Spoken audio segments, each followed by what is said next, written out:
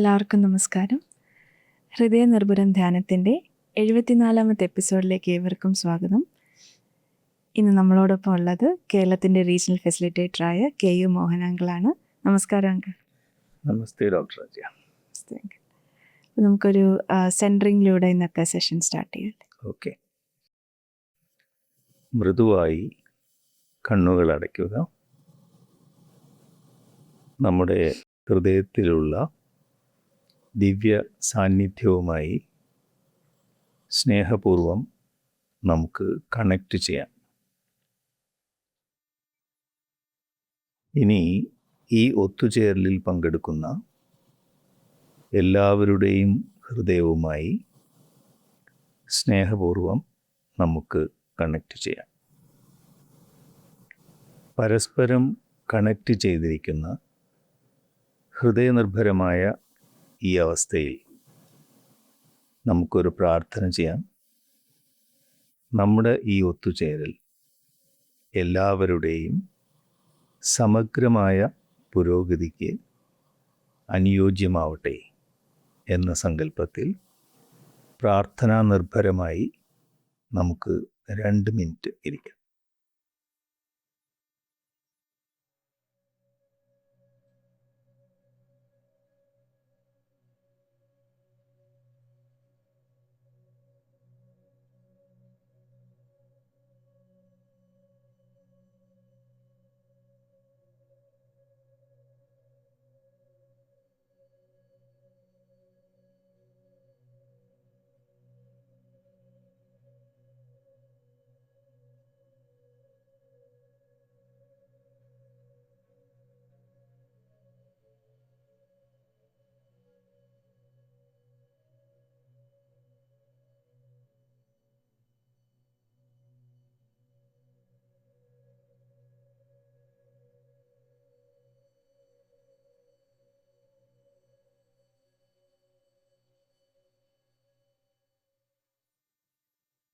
Okay.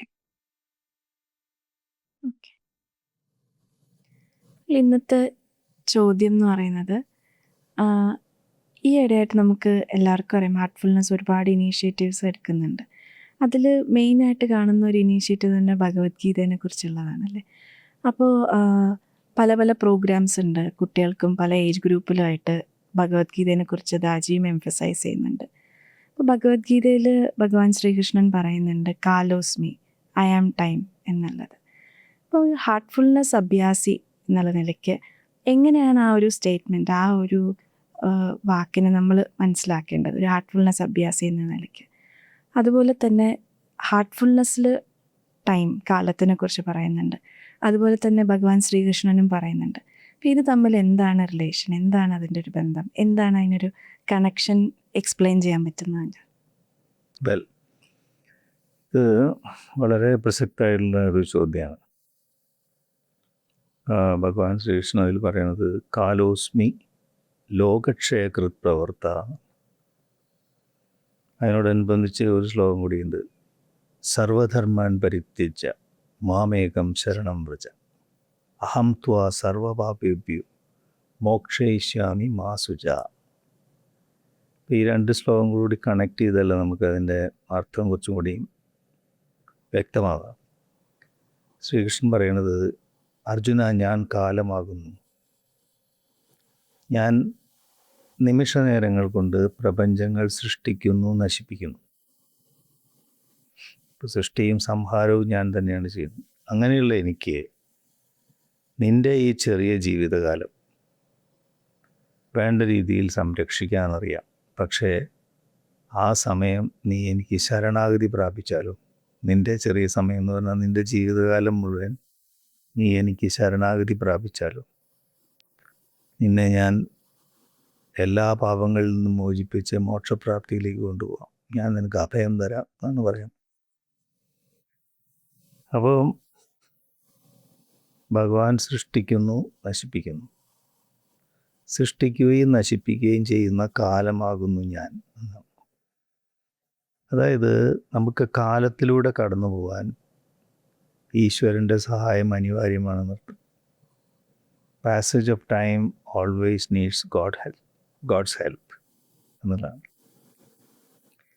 ഇനി നമ്മൾ സാധാരണ സമയത്തിനെ എങ്ങനെയാണ് ഡിഫൈൻ ചെയ്യുക?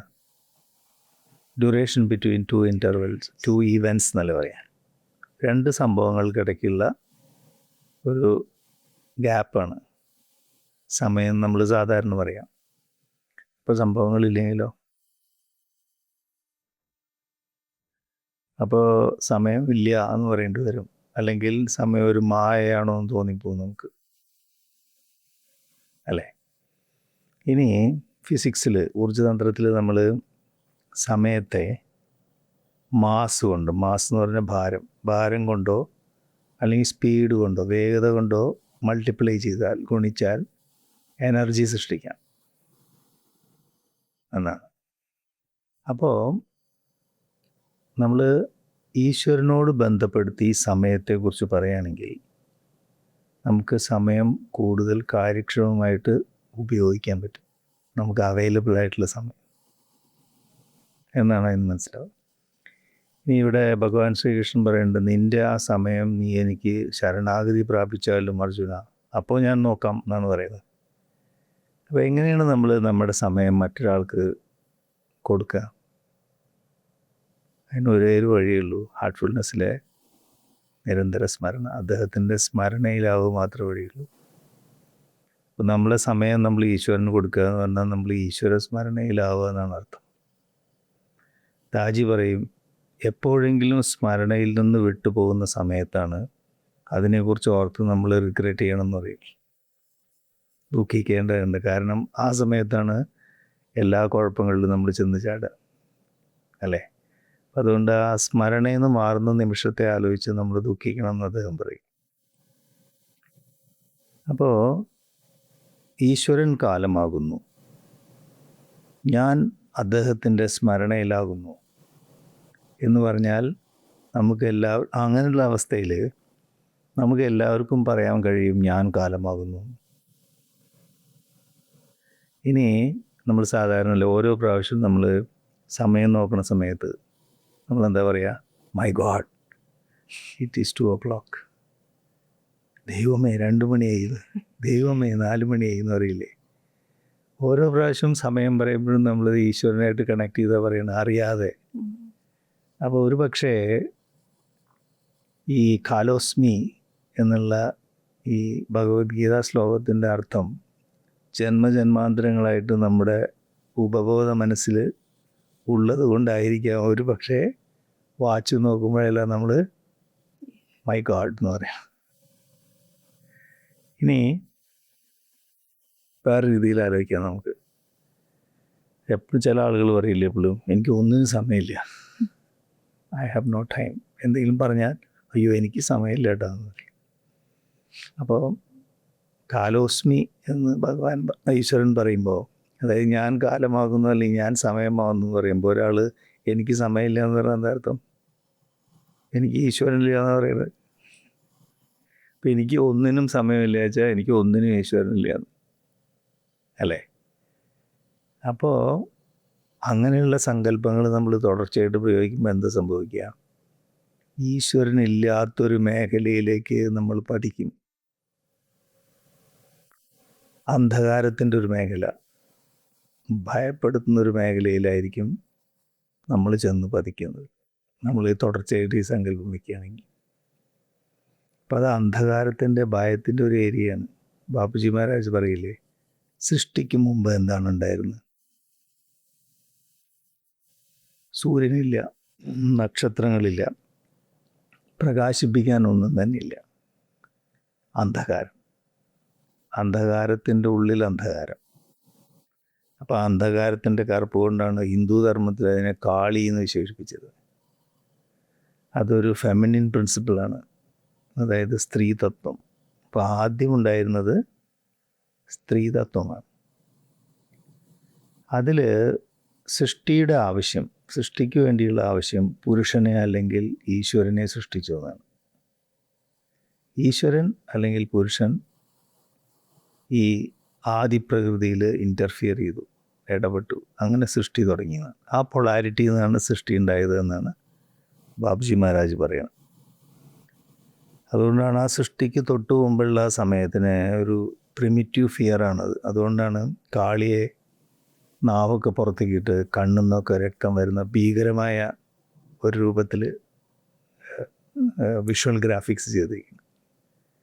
അപ്പോൾ അത് ആ സൃഷ്ടിക്ക് തൊട്ട് മുമ്പുണ്ടായിരുന്ന ആ ഭീകരാന്തരീക്ഷം, അതായത് ഈ പൊളാരിറ്റിയോട് കൂടി ശക്തമായിട്ടുള്ള ഊർജ്ജപ്രവാഹം കേന്ദ്രത്തിൽ നിന്ന് പുറത്തേക്കുണ്ടായി. ഈ ഊർജം പല ലെവലിൽ ഘനീഭവിച്ചു, മാനിഫെസ്റ്റ് ചെയ്തു. അങ്ങനെയാണെന്ന് കാണുന്ന സൃഷ്ടിയുണ്ട്. അതിനെ റെസിസ്റ്റ് ചെയ്യാൻ, അതിനെ പ്രതിരോധിക്കാൻ ഒന്നും ഇല്ലാത്തതുകൊണ്ട് ഈ സൃഷ്ടി തുടർന്നുകൊണ്ടേയിരിക്കുന്നു. ഇതോടുകൂടി കാലവും ആരംഭിച്ചു. ഇപ്പോൾ സൃഷ്ടിയോട് കൂടിയിട്ടാണ് കാലം ആരംഭിച്ചത്. അതെപ്പോഴാണ്? ഈശ്വരൻ ആദിപ്രകൃതിയിൽ ഇൻ്റർഫിയർ ചെയ്തതിന് ശേഷമാണ്. അതുകൊണ്ടാണ് ഞാൻ കാലമാകുന്നു എന്ന് ഈശ്വരൻ പറയുന്നത്. ഇങ്ങനെയാണ് സൃഷ്ടിയെക്കുറിച്ച് പറയുന്നത്. ഇനി നമ്മൾ ധ്യാനത്തിലിരിക്കുന്ന സമയത്ത് 1 മണിക്കൂർ നമ്മൾ മെഡിറ്റേറ്റ് ചെയ്തു ട്രാൻസ്മിഷനോട് കൂടിയുള്ളൂ. കണ്ണു തുറന്നാൽ ചിലപ്പോൾ നമുക്ക് ഫീൽ ചെയ്യും 5 മിനിറ്റ് ആയിട്ടുള്ളൂ അല്ലേ, ഫീൽ ചെയ്യാറില്ലേ? 1 hour ആക്ച്വലായിട്ട് വാച്ചിലായിട്ടുണ്ട്, 5 മിനിറ്റ് ആയിട്ട് നമുക്ക് അനുഭവപ്പെടുന്നുണ്ട്. മറ്റ് ചിലപ്പോഴോ ചിന്തകളുടെ പ്രവാഹം കൊണ്ട് നമ്മൾ 5 മിനിറ്റ് മെഡിറ്റേറ്റ് ചെയ്തിട്ടുണ്ടായുള്ളൂ, നമുക്ക് തോന്നുന്നു 1 മണിക്കൂർ കഴിഞ്ഞു. അതായത് സമയത്തെ നമുക്ക് വലിച്ചു നീട്ടാം, ചുരുക്കാം. അപ്പോൾ അത് ഫിക്സ്ഡ് അല്ലാതാണ്, ഒരു സ്പ്രിങ് പോലെ അതിനിങ്ങനെ നമുക്ക് ചുരുക്കാം, നീട്ടാം. സൃഷ്ടിയും സംഹാരവും പോലെയാണത്. സമയം എന്നുള്ള കോൺസെപ്റ്റ്. ഇനി നമ്മൾ പറഞ്ഞു, നമ്മൾ ട്രാൻസ്മിഷൻ്റെ സഹായത്തോടുകൂടി, ട്രാൻസ്മിഷൻ എന്ന് പറഞ്ഞാൽ എന്താണ്? ആദിപ്രകൃതിയുടെ സന്തുലിതാവസ്ഥ കഴിവുള്ള ഒരു യോഗി നമ്മളിലേക്ക് സംപ്രേഷണം ചെയ്യണം. അപ്പോൾ കാലത്തിൻ്റെ മുമ്പുള്ള അവസ്ഥയാണത്, സൃഷ്ടിക്ക് മുമ്പുള്ള അവസ്ഥയില്ല, അതാണ് നമ്മളിലേക്ക് സംപ്രേഷണം ചെയ്യുന്നത്. അപ്പോൾ ഈ ട്രാൻസ്മിഷൻ്റെ സഹായത്തോടുകൂടി നമ്മൾ സമാധി അവസ്ഥയിൽ പോകുന്ന സമയത്ത് നമ്മൾ സമയത്തെ അതികടക്കുന്നു. സമയത്തെ അതികടക്കണമെന്ന് പറയാൻ എന്താ അർത്ഥം? ഈശ്വരൻ്റെ മേഖലയിൽ നമ്മൾ കടന്നു പോകുന്നു എന്നല്ലേ? കാരണം ആദിപ്രകൃതിയിൽ നിന്നാണ് ട്രാൻസ്മിഷൻ വരുന്നത്. സൃഷ്ടിക്ക് മുമ്പാണ് ഉള്ള സന്തുലിതാവസ്ഥയാണത്, ബാലൻസ് സ്റ്റേറ്റ് അല്ലേ? അപ്പോൾ ഹാർട്ട്ഫുൾനെസ്സിൽ നമ്മൾ സമയത്തിനെ അതികടക്കും, ബിയോണ്ട് ടൈം അല്ലെങ്കിൽ ബിയോണ്ട് ഗോഡ്. ഈശ്വരൻ്റെ അവസ്ഥയും കഴിഞ്ഞ് നമ്മൾ പോകുന്നു, കാലത്തിന് അതീതമായിട്ട് പോകുന്നു, ഒരു സമയമില്ലാത്ത അവസ്ഥ. അതുകൊണ്ടാണ് നമുക്ക് നേരത്തെ മെഡിറ്റേഷനിൽ അങ്ങനെ ഫീൽ ചെയ്യുന്നത്.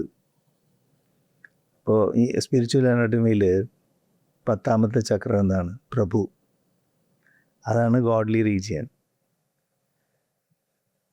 അപ്പോൾ ഹാർട്ട്ഫുൾനെസ്സിൽ നമ്മളെന്താ 11, 12, 13ാമത്തെ ചക്രത്തിൽ 6 വലയങ്ങൾ വേറെയുണ്ട്.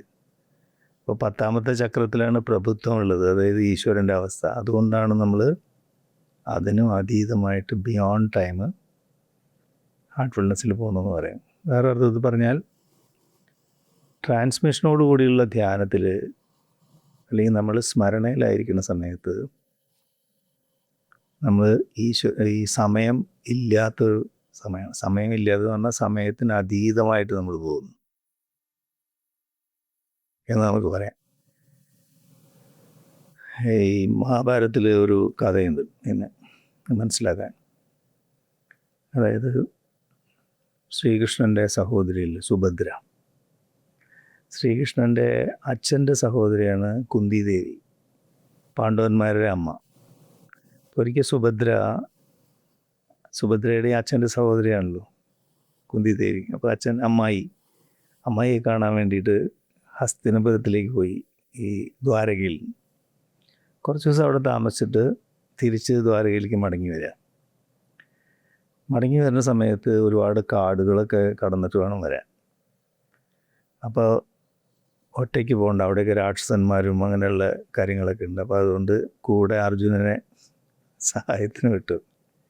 അങ്ങനെയാണ് അവർ തമ്മിലുള്ള പ്രണയം തുടങ്ങുന്നത്. അപ്പോൾ അവർ കാടുകളൊക്കെ കടന്ന് ഇങ്ങനെ വരുന്ന സമയത്ത് ഒരു കാട്ടിൽ കാലേവൻ എന്ന് പറഞ്ഞിട്ടൊരു രാക്ഷസനുണ്ട്. അദ്ദേഹം കംസൻ്റെ സുഹൃത്തായിരുന്നു. കംസനാരാണ്? ശ്രീകൃഷ്ണൻ്റെ അമ്മാവൻ. അമ്മാവനെ കംസനെ ശ്രീകൃഷ്ണൻ വധിച്ചതാണ്. അപ്പോൾ സുഹൃത്തിനെ വധിച്ചതിൻ്റെ പേരിൽ ശ്രീകൃഷ്ണനോട് ഇദ്ദേഹത്തിന് ദേഷ്യമാണ്. അപ്പോൾ ശ്രീകൃഷ്ണനെ കൊല്ലണം എന്ന് പറഞ്ഞിട്ടാണ് ഇദ്ദേഹം നടക്കുന്നത്, കാലയവൻ എന്നുള്ള രാക്ഷസൻ. അപ്പോഴാണ് ശ്രീകൃഷ്ണൻ്റെ സഹോദരി കാട്ടിൽ കൂടെ നടന്നതാണ്. ശരി, സുഭദ്രയെ പിടിച്ചു കൊണ്ടുപോകാം. അപ്പോൾ സുഭദ്രയെ രക്ഷിക്കാൻ വേണ്ടി ശ്രീകൃഷ്ണൻ വരുമ്പോൾ ശ്രീകൃഷ്ണനെ വധിക്കാമെന്ന് അദ്ദേഹം തീരുമാനിച്ചു. സുഭദ്രയുടെ കൈ പിടിച്ച് വലിച്ചുകൊണ്ടുപോയപ്പോൾ അർജുനനുണ്ടല്ലോ കൂടെ, അർജുനനുമായിട്ട് യുദ്ധമായി. അപ്പം അർജുനന് അദ്ദേഹത്തിന് പരിചയമില്ല. അർജുനൻ്റെ അസ്ത്രം കൊണ്ട് ഈ രാക്ഷസൻ മരിച്ചു വീഴും. അപ്പം തന്നെ ഇദ്ദേഹത്തിൻ്റെ യോഗശക്തി കൊണ്ട് വീണ്ടും, മായാശക്തി കൊണ്ട് വീണ്ടും എഴുന്നേൽക്കുന്നു. കൊല്ലാൻ പറ്റുന്നില്ല. അപ്പം അർജുനൻ്റെ ഇതെന്ത് അത്ഭുതമാണെന്ന് വിചാരിച്ചു. ഇപ്പോൾ സുഭദ്ര ഇത് കണ്ടുകൊണ്ടിരിക്കുകയല്ലേ. അപ്പോൾ സുഭദ്ര വിചാരിച്ചത് അർജുനനോട് പറഞ്ഞിട്ട് കാര്യമില്ല എന്ന് പറഞ്ഞ് ജ്യേഷ്ഠനെ വിളിച്ച് കരഞ്ഞു, ശ്രീകൃഷ്ണനെ വിളിച്ച് കരയണം. അപ്പോൾ ശ്രീകൃഷ്ണൻ പ്രത്യക്ഷപ്പെട്ടു. സുഭദ്രയെ എന്താണ് ചോദിച്ചു. പറഞ്ഞു, ഇങ്ങനെ ഒരു രാക്ഷസനെ എന്നെ പിടിച്ചു കൊണ്ടുപോകണു. അപ്പോൾ അർജുനൻ പറഞ്ഞു, ഞാൻ അസ്ത്രങ്ങളൊക്കെ പലതും ഉപയോഗിച്ചു നോക്കി, പക്ഷെ അതൊന്നും ഏൽക്കുന്നില്ല ഇദ്ദേഹത്തിന്. ഇദ്ദേഹത്തിൻ്റെ മായാശക്തി കൊണ്ട് വീണ്ടും ജനിച്ചു വരണമെന്ന്. അപ്പോൾ ശ്രീകൃഷ്ണൻ പറഞ്ഞു, അപ്പോൾ ശത്രു നമ്മളെക്കാൾ ഭയങ്കരനാണെങ്കിൽ പിന്നെ നമുക്ക് ഓടി രക്ഷപ്പെടാതെ മാത്രമേ ഒരു വഴിയുള്ളൂ എന്ന് പറഞ്ഞു. അപ്പോൾ ശ്രീകൃഷ്ണനെ കണ്ടതോട് കൂടിയിട്ട് കാലയവൻ എന്ത് ചെയ്തു വെച്ചാൽ സുഭദ്രയും അർജുനനെയൊക്കെ വിട്ടു ശ്രീകൃഷ്ണൻ്റെ പിന്നാലെ. ശ്രീകൃഷ്ണനെ കൊല്ലാനാണല്ലോ ഉദ്ദേശം. അപ്പം ശ്രീകൃഷ്ണൻ ഓടാൻ തുടങ്ങി. അപ്പോൾ അർജുനൻ പിന്നെ ചോദിക്കേണ്ട, ഒരു ക്ഷത്രിയൻ യുദ്ധത്തിന് വെല്ലുവിളിച്ചുള്ള ആളെ ഇട്ടിട്ട് അങ്ങനെ ഓടി രക്ഷപ്പെടാൻ പാടുണ്ടോ എന്ന് ചോദിക്കും. അപ്പോൾ പറയാം, ശത്രു നമ്മളെക്കാൾ ശക്തനാണെങ്കിൽ ഓടി ഒളിക്കുന്നതും ഒരു യുദ്ധതന്ത്രമാണ് അർജുന, വേറെ ഇവിടെ വഴികളൊന്നുമില്ല എന്ന് പറഞ്ഞിട്ട് ശ്രീകൃഷ്ണൻ ഓടും. ശ്രീകൃഷ്ണൻ്റെ പിന്നാലെ ഈ കാലയവൻ എന്നുള്ള രാക്ഷസൻ, പിന്നാലെ ഒന്നും അറിയാതെ സുഭദ്രയും അർജുനനും ഇങ്ങനെയാണ് ഓടുന്നത്. ഒരു മലയുടെ അടിവാരത്ത് കൂടെ പോയി ഓടും. അവിടെ ഒരു ഗുഹയുണ്ട്. ശ്രീകൃഷ്ണ ഗുഹയിലേക്ക് കടന്നുപോയി, പിന്നാലെ ഈ രാക്ഷസനും. അപ്പം ആ ഗുഹയിൽ മുജകുന്ദൻ എന്ന് പറയുന്നൊരു മഹർഷി തപസ് ചെയ്യുന്നുണ്ട്. അദ്ദേഹം രാജാവായിരുന്നു. രാജ്യഭാരമൊക്കെ അടുത്ത ആളെ ഏൽപ്പിച്ച് അദ്ദേഹം തപസ്സിൽ വന്നിരിക്കുക. കുറേ വർഷങ്ങളായിട്ട് ഈ ഗുഹയിൽ തപസ് ചെയ്യാം. ഇതുവരെ തപസ്സിന്ന് കണ്ണു തുറന്നിട്ടില്ല അത്. അപ്പം അദ്ദേഹം അവിടെ തപസ് ചെയ്യുന്നത് ശ്രീകൃഷ്ണൻ കണ്ടു. അപ്പോൾ ശ്രീകൃഷ്ണൻ എന്ത് ചെയ്തു വെച്ചാൽ അദ്ദേഹത്തിൻ്റെ അംഗവസ്ത്രം, മഞ്ഞ കളറുള്ള അംഗവസ്ത്രം ഊരിയിട്ട് ഈ മുജകുന്ദ മഹർഷിയെ പുതപ്പിച്ചു വെച്ചു. എന്നിട്ട് അവിടെ ഒളിച്ചിരുന്നു. അപ്പോൾ കാലയവൻ രാക്ഷസൻ വന്നപ്പോൾ ശ്രീകൃഷ്ണൻ ഇവിടെ ഒളിച്ചിരിക്കുന്നു, മഞ്ഞ വസ്ത്രം കൊണ്ട് മൂടിയിട്ടുണ്ടല്ലോ. ഭീരു യുദ്ധത്തിൽ നിന്ന് ഒളിച്ചിരിക്കുകയാണല്ലോ എന്ന് പറഞ്ഞിട്ട് ഒരു ചവിട്ടാണ് കാലുകൊണ്ട്. അപ്പോൾ ആരാണ് എൻ്റെ തപസ് മുടക്കിയതെന്ന് വെച്ചാൽ മുജകുന്ദ മഹർഷി കണ്ണു തുറന്നു നോക്കിയപ്പോൾ ഈ കാലയവൻ കണ്ണു തുറന്നതോടുകൂടി ഇദ്ദേഹത്തിൻ്റെ ആ കണ്ണിന്ന് അഗ്നി വർഷിച്ച് ഈ രാക്ഷസൻ ഭസ്മമായി. ഇതായിരുന്നു ശ്രീകൃഷ്ണൻ്റെ ഉദ്ദേശം. അപ്പോൾ അത് കഴിഞ്ഞ് ഇതാരാണത് ഞാൻ നോക്കിയപ്പോഴേക്കും ഭസ്മമായത് നോക്കുമ്പോൾ ശ്രീകൃഷ്ണൻ അവിടെ നിൽക്കുന്നുണ്ട്. എന്താണെന്ന് ചോദിച്ചാൽ പറഞ്ഞു, ഇത് കാലയവൻ എന്ന് പറഞ്ഞ രാക്ഷസനാണ്, അങ്ങയുടെ ദൃഷ്ടി കൊണ്ട് ഭസ്മമായതാണ്, ഇനി അങ്ങേക്ക് സുഖമായിട്ട് തപസ് തുടരാം എന്ന് പറഞ്ഞ് അനുഗ്രഹിച്ച് ശ്രീകൃഷ്ണൻ പോയി. കഥയുടെ ഗുണപാഠം എന്താണെന്ന് വെച്ചാൽ, ഈശ്വര സാക്ഷാത്കാരം നേടിയിട്ടുള്ളൊരു മഹർഷി കാലയവൻ അദ്ദേഹത്തിന് മുമ്പിൽ ഭസ്മമായി. കാലയവൻ എന്നുള്ള പേര് നോക്കൂ, കാലയവനികയ്ക്കുള്ളിൽ ഇദ്ദേഹം മറിഞ്ഞു. അപ്പോൾ കാലം സാക്ഷാത്കാരം നേടിയ ഒരാളുടെ മുന്നിൽ ഭസ്മമാവുന്ന കാഴ്ച. നമ്മൾ പറഞ്ഞില്ലേ, ട്രാൻസ്മിഷൻ്റെ സഹായത്തോടുകൂടിയുള്ള ധ്യാനത്തിൽ നമ്മൾ കാലത്തിന് അതീതമായിട്ട് ബിയോണ്ട് ടൈം പോകുന്നു എന്ന് നമ്മൾ പറഞ്ഞില്ലേ.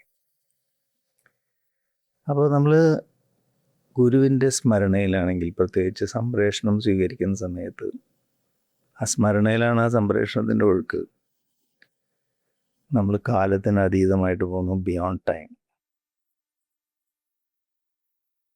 പിന്നെ സ്മരണയിൽ നിന്ന് വിട്ടുപോകുമ്പോൾ, ദാജി പറയുന്ന പോലെ സ്മരണയിൽ നിന്ന് വിട്ടുപോകുമ്പോൾ എന്താ സംഭവിക്കുക? ഈ ഭൗതിക ലോകം നമ്മളെ പിടികൂടും. അപ്പോൾ ടിക് ടിക് ടിക് ടിക് നമ്മുടെ സമയം ഇങ്ങനെ, അവർ ടൈം ഈസ് ടിക്ഡ് ഓഫ് എന്ന് പറയാം. അങ്ങനെയാണ് ഇത് സംഭവിക്കുന്നത്. ഇനി നമുക്ക് നോക്കാം ലാലാജി മഹാരാജ് ഇതിനെക്കുറിച്ച് എന്ത് പറയും. അത് കുറച്ചും കൂടി നമുക്കൊരു വ്യക്തത കിട്ടും. അദ്ദേഹം പറയും എല്ലാ സൃഷ്ടിയും ഈശ്വരൻ്റെ ഒരു മിനിയേച്ചർ ഫോമാണ്. മൈക്രോകോസം മാക്രോകോസം നമ്മൾ പറയില്ലേ. ഇപ്പോൾ മനുഷ്യന് അല്ലെങ്കിൽ ഒരു ജീവാത്മാവിന് ശരീരം, മനസ്സ്, ആത്മാവ് മൂന്നെണ്ണല്ലേ ഉള്ളൂ. അതിനെ വേദങ്ങൾ പറയാ വിശ്വൻ, തൈജസൻ, പ്രാജ്ഞൻ. ഒന്നുമില്ല, മനസ്സ്, ശരീരം എന്ന് പറഞ്ഞാൽ വിശ്വൻ, മനസ്സ് എന്ന് പറഞ്ഞാൽ തൈജസൻ, പ്രകാശിക്കുന്ന അർത്ഥത്തിൽ, പ്രാജ്ഞൻ എന്ന് പറഞ്ഞാൽ ആത്മാവ് മാത്രം. ഇതുപോലെ ബ്രഹ്മത്തിന് ശരീരമുണ്ട്. അപ്പോൾ എല്ലാ ജീവാത്മാക്കളുടെ ശരീരവും കൂടി ചേർന്ന ശരീരത്തിനാണ് വിരാട് എന്ന് പറയും, ബ്രഹ്മത്തിൻ്റെ ശരീരം. എല്ലാ മനസ്സുകളും, ജീവാത്മാക്കളുടെ മനസ്സുകളും ചേർന്ന മനസ്സാണ് അന്തര്യാമിൻ, ബ്രഹ്മത്തിൻ്റെ മനസ്സ്. എല്ലാ ജീവാത്മാക്കളും ചേരുന്ന ആത്മാവാണ് ഹിരണ്യഗർഭൻ, അതായത് ബ്രഹ്മത്തിൻ്റെ ആത്മാവ്. ഇതാണ് ഓരോ സൃഷ്ടിയും ഈശ്വരൻ്റെ മിനിയേച്ചർ ഫോമാണെന്ന് പറയുന്നത്. ഇനി നമ്മൾ നേരത്തെ പറഞ്ഞു സൃഷ്ടി എന്ന് പറഞ്ഞാൽ വികാസമാണ്, സംഹാരം എന്ന് പറഞ്ഞാൽ ചുരുങ്ങലാണ്. ഇനി നമ്മൾ ആലോചിക്കേണ്ടത്, നമ്മൾ ഈ മരണസമയത്ത് സംഹാരം അല്ലെങ്കിൽ ചുരുങ്ങൽ എങ്ങനെയാണ് സംഭവിക്കുന്നത് നോക്കാം. അപ്പോൾ നമുക്കറിയാം ശരീരം എന്ന് പറയുന്നത് പഞ്ചഭൂതങ്ങളെ കൊണ്ടല്ല സൃഷ്ടിച്ചിട്ടുള്ളത്. ആകാശം, ഭൂമി, അഗ്നി, ജലം, വായു, ഇതിനാണ് പഞ്ചഭൂതങ്ങൾ എന്ന് പറയുക. ഈ പഞ്ചഭൂതങ്ങളെല്ലാം ഓരോ ചക്രങ്ങളായിട്ടാണ് യോഗശാസ്ത്രങ്ങളിൽ പറയുന്നത്. നമ്മളെ പാരമ്പര്യ യോഗശാസ്ത്രത്തിൽ നമ്മൾ പറയും 7 ചക്രങ്ങളേ ഉള്ളൂ. മൂലാധാരം, സ്വാധിഷ്ഠാനം, മണിപൂരകം, അനാഹതം, വിശുദ്ധി, ആജ്ഞ, സഹസ്രദള പത്മം, അങ്ങനെ 7 ചക്രങ്ങളേ ഉള്ളൂ. ഹാർട്ട്ഫുൾനെസ്സിൽ 13 ചക്രങ്ങളുണ്ട്. സഹസ്രദള പത്മം അല്ലെങ്കിൽ ഈശ്വരൻ്റെ മേഖലയും കടന്ന് നമ്മൾ പോകുന്നുണ്ടെന്ന് പറഞ്ഞില്ലേ, അങ്ങനെ 13 ചക്രങ്ങൾ. അപ്പോൾ ആദ്യത്തെ 5 ചക്രങ്ങളാണ് പഞ്ചഭൂതങ്ങൾ.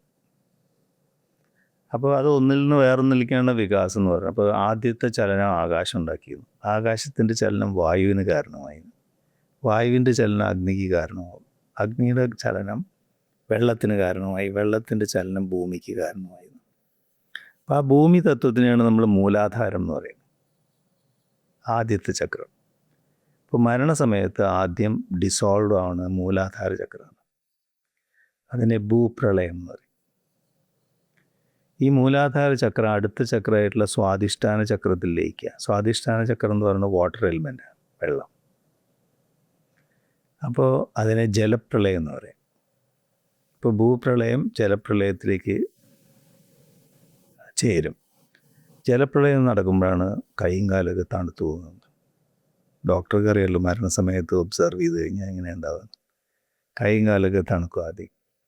അതിൻ്റെ അർത്ഥം ഈ സ്വാധിഷ്ഠാന ചക്രം അല്ലെങ്കിൽ ജലപ്രളയം ഉണ്ടായിരിക്കുന്നു.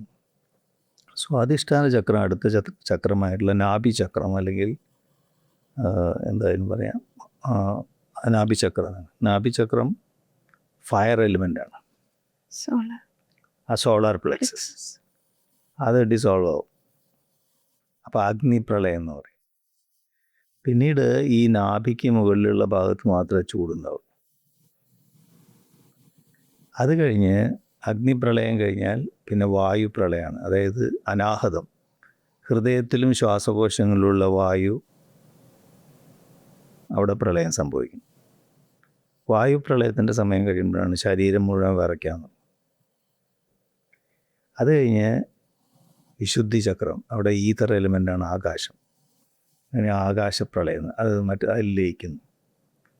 അപ്പോൾ ഈ 5 ചക്രങ്ങൾ ലയിച്ചു കഴിഞ്ഞാൽ പിന്നെ കണ്ണിന് മുകളിലുള്ള ഭാഗത്ത് മാത്രമേ ജീവനുള്ളൂ. അതായത് ജീവാത്മാവിലുള്ള ബ്രഹ്മതത്വം പിന്മാറുന്നു. 6ാമത്തെ ചക്രത്തിലേക്ക് വരും. ബ്രഹ്മതത്വം നമ്മൾ നേരത്തെ പറഞ്ഞ വിരാട് തത്വത്തിൽ ലയിക്കുന്നു. വിരാട് തത്വം അന്തര്യാമിൻ തത്വത്തിൽ ലയിക്കുന്നു. അന്തര്യാമിൻ എന്നുള്ള തത്വം ഹിരണ്യഗർഭൻ എന്നുള്ള തത്വത്തിൽ ലയിക്കുന്നു. ആ ഹിരണ്യഗർഭൻ എന്നുള്ള തത്വത്തിൽ ലയിക്കുമ്പോഴാണ് അതിനെ മഹാസുഷുപ്തി അല്ലെങ്കിൽ മഹാസമാധി എന്ന് പറയുന്നത്. ഹിരണ്യഗർഭൻ കാലതത്വത്തിൽ ലയിക്കുന്നു. കാലതത്വം മഹാകാലതത്വത്തിൽ ലയിക്കുന്നു ലാലാജി പറയുന്നു. മഹാകാലതത്വത്തിനാണ് ആദിമായ എന്ന് പറയുന്നത്. ആദിമായ എന്നാണ് സൃഷ്ടി തുടങ്ങുന്നത്. അവിടെ നിന്നാണ് ഈ ചലനം ഉണ്ടാകുന്നത്. അപ്പോൾ ആദിമായയ്ക്ക് അപ്പുറം പ്രളയം സംഭവിക്കുന്നില്ല. അതായത് മഹാകാലത്തിനപ്പുറം പ്രളയമില്ല.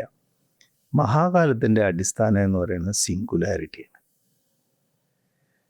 സിംഗുലാരിറ്റിക്ക് ഒരു മനോഹരമായ ഫോമുണ്ട്. അത് ഡിസോൾവർ ആവുന്നില്ല. അവിടെ പ്രളയം സംഭവിക്കുന്നില്ല.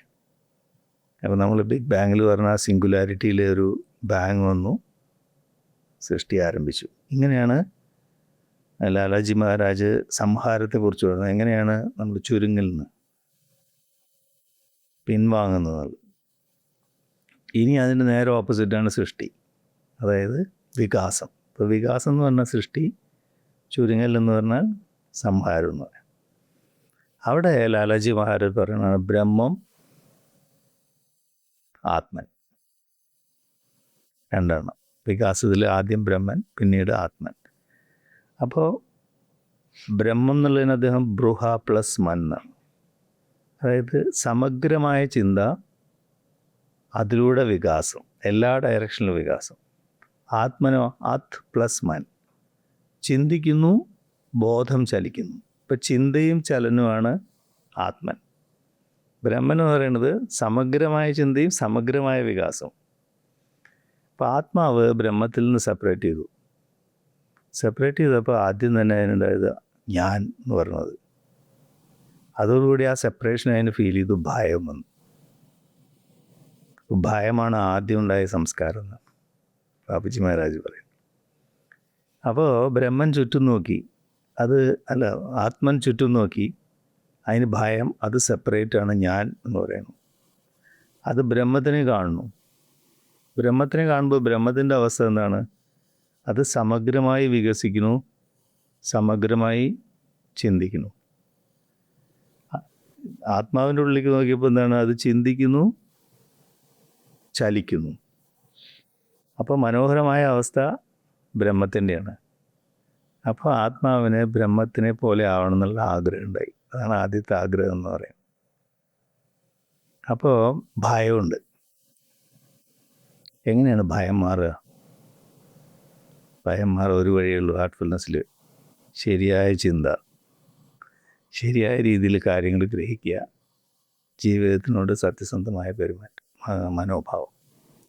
അപ്പം ആത്മാവിൻ്റെ ശരിയായ ചിന്ത എന്താണ്? അത് അതിൻ്റെ ഉള്ളിലേക്ക് നോക്കി ശരിയായ ചിന്ത വെച്ച് എന്താണ്?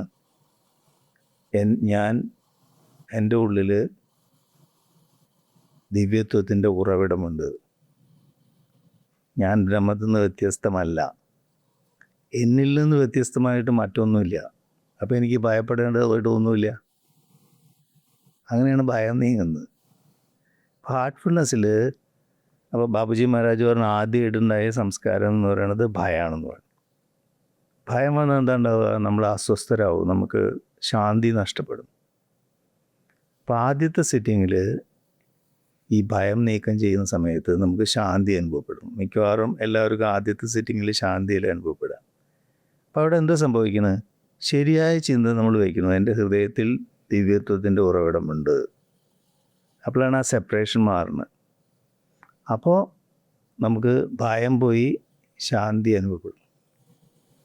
അപ്പോൾ നമ്മൾ ആലോചിക്കും, ഈ ഭയം പോകാൻ കാരണം എന്താണ്? സംപ്രേഷണം. സംപ്രേഷണത്തിൻ്റെ ഉടമയാരാണ്? മാസ്റ്റർ. അപ്പോൾ മാസ്റ്ററോട് നന്ദിബോധം സ്നേഹമായിട്ട് മാറും. സ്നേഹമാണ് പിന്നെ സ്മരണയായിട്ട് മാറും. ആ സ്മരണ നമ്മളെ ആശ്രിതത്വത്തിലേക്ക് നയിക്കും, സമർപ്പണത്തിലേക്ക്, ഡിപ്പെൻഡൻസ്. ഇപ്പോൾ ഭയം പോകുന്നതോട് കൂടിയിട്ട് നമുക്ക് ആശ്രിതത്വം അല്ലെങ്കിൽ ഡിപ്പെൻഡൻസ് വരും. അപ്പോൾ ആശ്രിതത്വം, സ്മരണ ആദ്യം, അതിലൂടെ ആശ്രിതത്വം, അതിലൂടെ പരിപൂർണ സമർപ്പണം, നിരന്തര സ്മരണ. ആ അവസ്ഥയിൽ നമുക്ക് അവൈലബിൾ ആയിട്ടുള്ള സമയം ശരിയായ രീതിയിൽ ഉപയോഗിക്കാൻ പറ്റും. നമുക്ക് ഭയമില്ല, ഞാൻ എന്നുള്ള ഭാവമില്ല. അപ്പോൾ ആ റൈറ്റ് തിങ്കിങ്ങിലാണ്. അതുപോലെ സംപ്രേഷണത്തിൻ്റെ പ്രവാഹത്തിൽ, അതായത് സൃഷ്ടിക്ക് മുമ്പുണ്ടായിരുന്ന ആദിപ്രളയത്തിൻ്റെ ആദി പ്രകൃതിയുടെ അവസ്ഥയും കൂടി ചേരുമ്പോഴാണ് നമ്മൾ ഇതിൽ നിന്ന് മുക്തരാവുന്നത്. ഇപ്പോൾ ഇവിടെ അഭയം, ഭയമില്ലാത്ത അവസ്ഥ എന്നുള്ളത് ഹാർട്ട്ഫുൾനെസ്സിൽ വലിയൊരു അനുഗ്രഹമാണ് എന്ന് പറയാം. രാമായണത്തിലുണ്ട്, ശ്രീരാമൻ വനവാസകാലത്ത് കാട്ടിൽക്കൂടെ നടന്നു പോകുമ്പോൾ ഒരു പുഴവക്കത്തെത്തി. പുഴ കടക്കണം. ഒരു തോണിക്കാരൻ അവിടെ കാത്തു നിൽക്കുന്നുണ്ട്. ജന്മജന്മാന്തരങ്ങളായിട്ട് ശ്രീരാമനെ വെയിറ്റ് ചെയ്യണം. അദ്ദേഹം തോണിയിൽ കയറി പുഴ കടന്ന് അപ്പുറത്തേക്ക് പോയി. ഞാൻ എന്താണ് നിനക്ക് തരേണ്ടതെന്ന് വെച്ചാൽ പുഴ കടത്തിയാണ്. അപ്പോൾ അദ്ദേഹം പറഞ്ഞു, ഈ ഭൗതികമായിട്ടുള്ള പുഴ കടക്കാൻ ഞാൻ അങ്ങയെ സഹായിച്ചു, സംസാര സാഗരം കിടക്കാൻ അങ്ങ് എന്നെ അനുഗ്രഹിക്കണമെന്ന്. ശ്രീരാമൻ അദ്ദേഹത്തിനെ, കടത്തുകാരനെ കെട്ടിപ്പിടിച്ചു എന്നിട്ട് പറഞ്ഞു, ഞാൻ നിനക്ക് അഭയം തരുന്നു. അഭയം എന്ന് പറഞ്ഞാൽ എന്താണ്? ഭയമില്ലാത്ത അവസ്ഥ. നേരത്തെ പറഞ്ഞാണ്, ഭയമില്ലാത്ത അവസ്ഥയിലാണ് നമുക്ക് ശാന്തി വരുന്നത്. ഈ ഭയം വരുന്നത് നമ്മളെ സെപ്പറേഷനാണ്. ആദ്യം ദിവ്യത്വത്തിൽ നിന്ന് നമ്മൾ സെപ്പറേറ്റ് ചെയ്തപ്പോഴാണ് ഈ ഭയം ഉണ്ടായത്, ഞാൻ എന്നുള്ള ഭാവം ഉണ്ടായത്. അപ്പം അഭയം എന്നുള്ളത് വലിയൊരു അനുഗ്രഹമാണ്. ഭഗവാൻ ശ്രീകൃഷ്ണൻ അതാ പറയണത്, കാലോസ്മി ലോകക്ഷയകൃത് പ്രവർത്ത എന്ന് പറയുന്നില്ല ആദ്യം. ഞാൻ കാലമാകുന്നു, ഞാൻ പ്രപഞ്ചത്തെ സൃഷ്ടിക്കുന്നു, നശിപ്പിക്കുന്നു. അങ്ങനെയുള്ള എനിക്ക് നിൻ്റെ കാലം വേണ്ട രീതിയിൽ സംരക്ഷിക്കാൻ കഴിയും. എന്തു വേണം? നീ എനിക്ക് ശരണാഗതി പ്രാപിച്ചാലും നിന്നെ ഞാൻ മോക്ഷപ്രാപ്തിയിലേക്ക് കൊണ്ടുപോകാം, നിന്നെ സർവ്വവാദങ്ങളിൽ നിന്നും ഞാൻ മുക്തനാക്കാം, നിനക്ക് ഞാൻ അഭയം തരാമെന്ന് പറയും. അപ്പോൾ നമ്മളിത് എങ്ങനെയാണ് മനസ്സിലാക്കുക? എല്ലാം കൂടി ചേർക്കുമ്പോൾ എന്ന് വെച്ചാൽ, നമ്മൾ സംപ്രേഷണത്തിൻ്റെ സഹായത്തോടു കൂടി ഹാർട്ട്ഫുൾനെസ്സിൽ ഡീപ്പായിട്ടുള്ള സമാധി അവസ്ഥയിലേക്ക് പോകുന്ന സമയത്ത് നമ്മൾ പറഞ്ഞു, സമയത്തിന് അതീതമായിട്ട് ഈശ്വരൻ്റെ മേഖലയും കടന്ന് നമ്മൾ സൃഷ്ടിക്ക് മുമ്പുണ്ടായിരുന്ന സന്തുലിതാവസ്ഥയിലേക്ക് പോകുന്നു. അതിൽ പോയി നമ്മൾ തിരിച്ചു വരുന്ന സമയത്ത് നമുക്ക് അവൈലബിൾ ആയിട്ടുള്ള സമയം കാര്യക്ഷമമായിട്ട് നമുക്ക് ഉപയോഗിക്കാൻ പറ്റും. കാരണം ഈ ബോധത്തിൻ്റെ എല്ലാ മേഖലയിൽ കൂടിയും പോയി നമുക്ക് പരിചയമുണ്ട്. അതുകൊണ്ടാണ് നമ്മുടെ സമയം നമുക്ക് വേണ്ട രീതിയിൽ ഉപയോഗിക്കാൻ പറ്റും. ഇപ്പോൾ സമയം വേണ്ട രീതിയിൽ ഉപയോഗിക്കാൻ എന്താണ് ഹാർട്ട്ഫുൾനെസ്സിന് വെച്ചാൽ? നിരന്തര സ്മരണ, അതിലൂടെ ഗുരുവിലുള്ള ആശ്രിതത്വം, സമർപ്പണം. അങ്ങനെയാകുമ്പോൾ നമുക്ക് അവൈലബിൾ ആയിട്ടുള്ള സമയം എങ്ങനെയാണ് ശരിയായ രീതിയിൽ ഉപയോഗിക്കുക? നിരന്തര സ്മരണയിൽ നമ്മൾ ചെയ്യുന്ന കർമ്മങ്ങൾക്കൊന്നും കർമ്മഫലം പോലും ഇല്ല, അതായത് മുദ്രകൾ ഉണ്ടാവുന്നില്ല. ആ അവസ്ഥയിൽ നമ്മൾ ചെയ്യുന്ന കാര്യങ്ങളൊക്കെ, ഇപ്പോൾ ഗൃഹസ്ഥാശ്രമ ജീവിതമായാലും അതുപോലെ നമ്മളൊരു ഉപജീവന മാർഗമായിട്ടുള്ള ജോലിയാണെങ്കിലും ഈശ്വര സാക്ഷാത്കാരത്തിന് വേണ്ടിയിട്ടുള്ള ധ്യാനമാണെങ്കിലും എല്ലാം ഒരു സേവനമായി മാറും ഈ അവസ്ഥയിൽ. അതായത് ആശ്രിതത്വം, സമർപ്പണം, സ്മരണ. അങ്ങനെയാണ് ഞാൻ കാലമാകുന്നു എന്നുള്ള ഈ തത്വം നമ്മൾ ഹാർട്ട്ഫുൾനെസ്സിൽ മനസ്സിലാക്കുന്നത്. Thank you. നമസ്കാരം. Thank you uncle. വളരെ ഡീപ്പായിരുന്നു.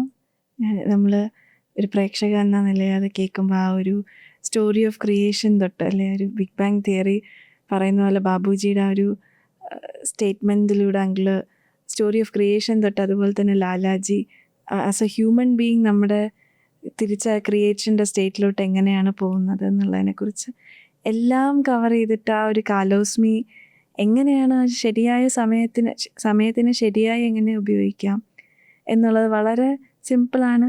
കോൺസ്റ്റൻ്റ് റിമംബറൻസ് എന്നുള്ളതിൽ ഞങ്ങൾ അതിനൊരു ഒരു കൺക്ലൂഷനിലേക്ക് കൊണ്ടുവന്നു.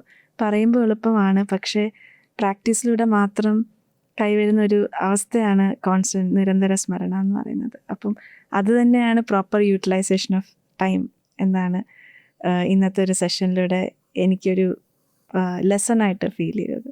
എന്തായാലും thank you so much uncle. ഇത് ഈ ഒരു എപ്പിസോഡ് ഒരു തവണ കേട്ടാൽ മനസ്സിലാവുന്ന ഒരു എപ്പിസോഡാണെന്ന് എനിക്ക് തോന്നുന്നില്ല. പലതവണ കേൾക്കുമ്പോൾ ഇതിൻ്റെ പല ഡെപ്ത് നമുക്ക് ഓരോരുത്തർക്കും ഉൾക്കൊള്ളാൻ സാധിക്കും. എന്തായാലും ഇന്നത്തെ എപ്പിസോഡ് നമുക്ക് വൈൻഡപ്പ് ചെയ്യാം. വൈൻഡപ്പ് ചെയ്യുന്നതിലൂടെ നമുക്ക് കണ്ടിന്യൂസ് ആയിട്ട് മെഡിറ്റേഷനിലൂടെ ഓഫ്ലൈൻ ഇരിക്കാൻ ഇത് കഴിഞ്ഞിട്ട് എങ്ങനെയാണ് ആദ്യമായിട്ട് ഈ എപ്പിസോഡ് കാണുന്നവർക്ക് എങ്ങനെയാണ് ഹാർട്ട്ഫുൾനെസ് മെഡിറ്റേഷൻ ചെയ്യേണ്ടതെന്നൊന്ന് ബ്രീഫായിട്ട് എക്സ്പ്ലെയിൻ ചെയ്യാം. 1/2 hour നമ്മൾ മെഡിറ്റേഷൻ ചെയ്യും. അതിനുശേഷം യൂണിവേഴ്സൽ പ്രെയർ. ഈ സമയത്ത് യൂട്യൂബ് ഡിസ്കണക്ട് ചെയ്തിട്ടായിരിക്കും നമ്മളിരിക്കുക. ഹാർട്ട്ഫുൾനെസ് മെഡിറ്റേഷൻ നമ്മൾ ശരീരവും മനസ്സും പൂർണ്ണമായും വിശ്രമാവസ്ഥയിലേക്ക് കൊണ്ടുവന്ന്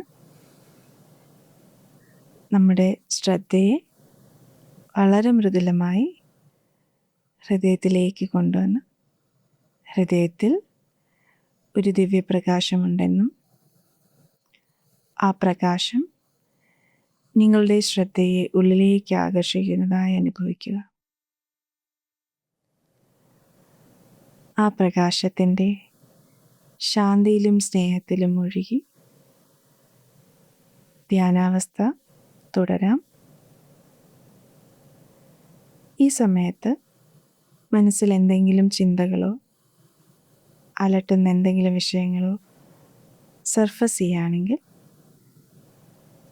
നിങ്ങളോട് തന്നെ നിങ്ങൾ റിമൈൻഡ് ചെയ്യുക, നമ്മൾ മെഡിറ്റേഷൻ ചെയ്യുകയാണ് എന്നുള്ള റിമൈൻഡറിലൂടെ തിരിച്ച് ഹൃദയത്തിലുള്ള ദിവ്യപ്രകാശത്തിലേക്ക് ശ്രദ്ധയെ കേന്ദ്രീകരിക്കാം. ഇങ്ങനെ ഒരു 1/2 hour മെഡിറ്റേഷൻ കണ്ടിന്യൂ ചെയ്യാം. അതിനുശേഷം യൂണിവേഴ്സൽ പ്രെയർ.